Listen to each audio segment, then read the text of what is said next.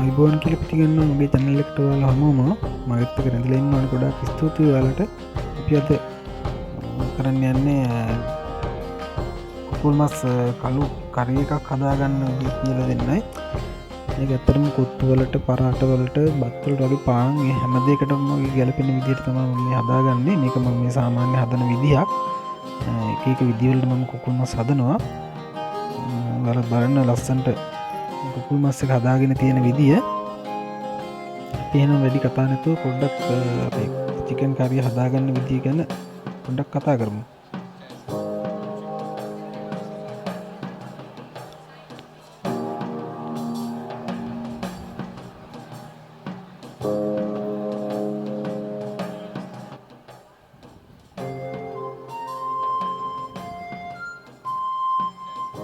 ඔයාලත් මේ චිකන් කරිය හදලා මට කමෙන්ට් එකක් දාන්න මට ටැග් කරලා තියන්න මම බලන්නම් ඒවා.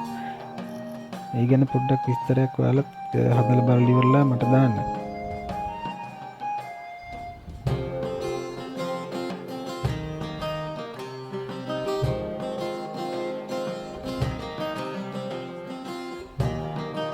මේත් එක්ක මේකට උමනා කරන ඉන්ග්‍රීඩියන්ට්ස් මම දාලා තියෙන පොඩ්ඩක් එකක් බලන්න. මගේ පෙර සූදානමක් මම එතන ඉඳලා මම ඔයාලට දාන්නම්. පොඩි බීලුණු බැඩියක් කරගෙන ඒකෙන් බෑවක් පොඩි කෑලිවලට කපාගෙන ඒකත් සූදානම් කර ගන්නවා. ඒකට ඕන රතුළුණුත් ඔයාලට පාවිච්චි කරන්න පුළුවන්. මම අද බීලුණු බැඩි බෑවක් තමයි ගන්නෙ. ඒත් එක්කම පොඩි අමු මිරිස් කරල් 3-4ක් ගන්නවා. ඒක දිග අතර කපා ගන්නවා.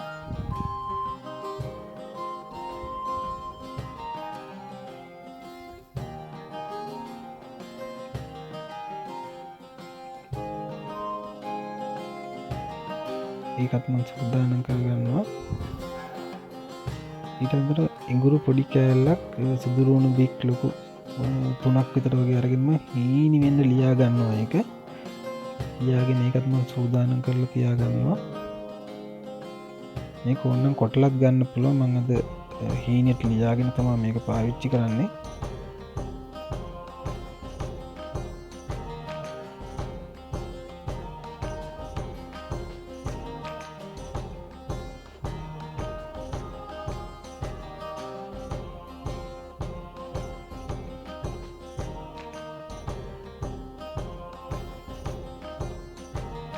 ටම්තර මම පොඩි කරපිංචි දෙකක කොළ ටිකක් ගන්නවා මේකට තෙම්පරාදුව හදාගන්න. ඒත් එක්කම රම්පේ පොඩි කෑලි දෙකකුත් ගන්නවා. මේ සාමාන්‍යයෙන් තෙම්පරාදුවක් දාන්න මේ උමනා කරන දේවල් ටික.